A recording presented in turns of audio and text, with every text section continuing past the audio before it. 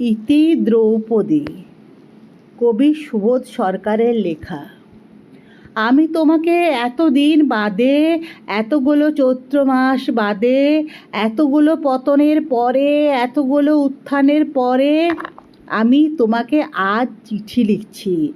এতগুলো 100 বছর বাদে, এতগুলো 1000 বছর বাদে আমি তোমাকে আজ ইমেল লিখছি। আমি ইতিহাসে প্রথম লজ্জা, আমি ইতিহাসে প্রথম লজ্জার অজস্বলা, আমি ইতিহাসে প্রথম লজ্জার অজস্বলা, প্রথম শ্লীলতাহানি। এতদিন বাদে তোমাকে লিখছি। তোমার আর একটু সচেতন হওয়া উচিত ছিল। তুমি আমাকে লজ্জা থেকে বাঁচিয়েছিলে, কিন্তু তুমি আমাকে লজ্জা থেকে বাঁচাতেও পারোনি। আমি সেদিন ঘরে ছিলাম। আমি সেদিন এক পাত্র জলে পাপড়ি ছড়িয়ে পা ডুবিয়ে বসেছিলাম। মাসে 3 দিন আমি পায়ে ফুল লাগাই। মাসে 3 দিন আমি পা ডুবিয়ে মানস সরোবরে চলে যাই। সাঁতার কেটে আমি 1 অনন্ত, 2 অনন্ত, 3 অনন্ত পার হয়ে বাবার কাছে ঘুরে, মায়ের কাছে ঘুরে আসি। ছোটোবেলার উঠোনে গিয়ে শিউলি কুড়িয়ে আনি। আমি সেদিন ঘরে ছিলাম। তোমরা আমাকে রাজসভায় ডেকে আনলে। ওটাকে ডেকে আনা বলে না, ধরে আনা বলে। রাজসভায় ডেকে এনে পরিকল্পনা করে একটা মেয়েকে তোমরা নগ্ন করে দেখতে চাইলে। আমি বলেছিলাম আমার শরীর ভালো নেই। একটা সুন্দর সুস্থ মেয়ে যখন বলে আমার শরীর ভালো নেই, তার মানে তোমরা জানো না। কিন্তু আমি প্রতিটি চোখ দেখতে পাচ্ছিলাম। পুরুষের চোখ আমি চিনি।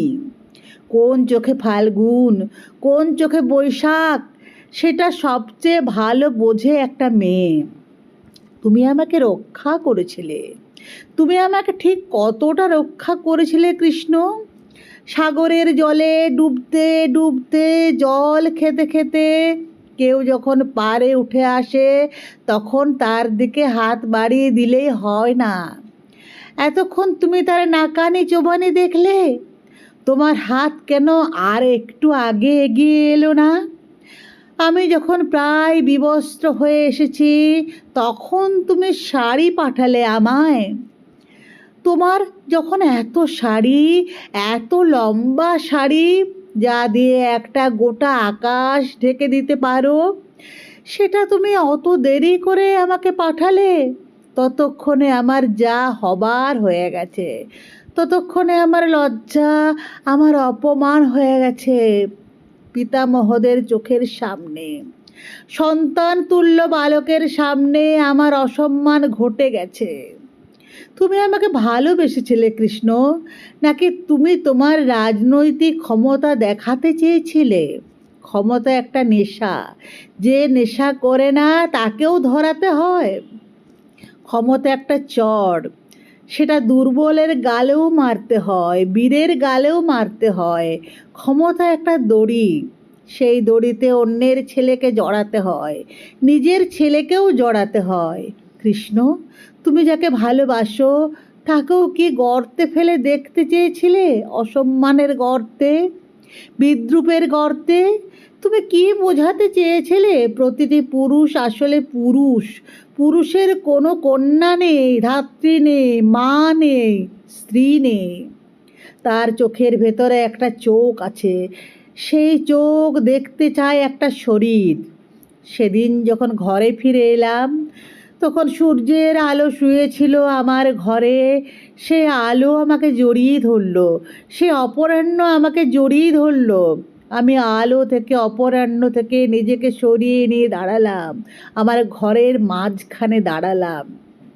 যেভাবে সেদিন দাঁড়িয়েছিলাম নিজের ঘরে, একটা একটা করে পোশাক খুলে দাঁড়িয়েছিলাম।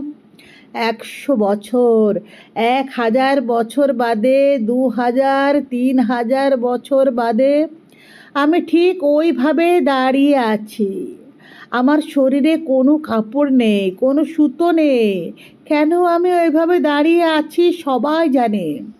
তবুও এক্ষুনি একটা সিদ্ধান্ত হবে, আর একটি জনসভার রাজ্যসভায়, যেখানে বাবা কাকারা সমবেত হবেন, গুরুজনেরা সমবেত হবেন, বুদ্ধিজীবীরা সমবেত হবেন, পুত্রসম বালকেরা সমবেত হবেন, সবার সামনে আবার আমাকে বিবস্ত্র করা হবে।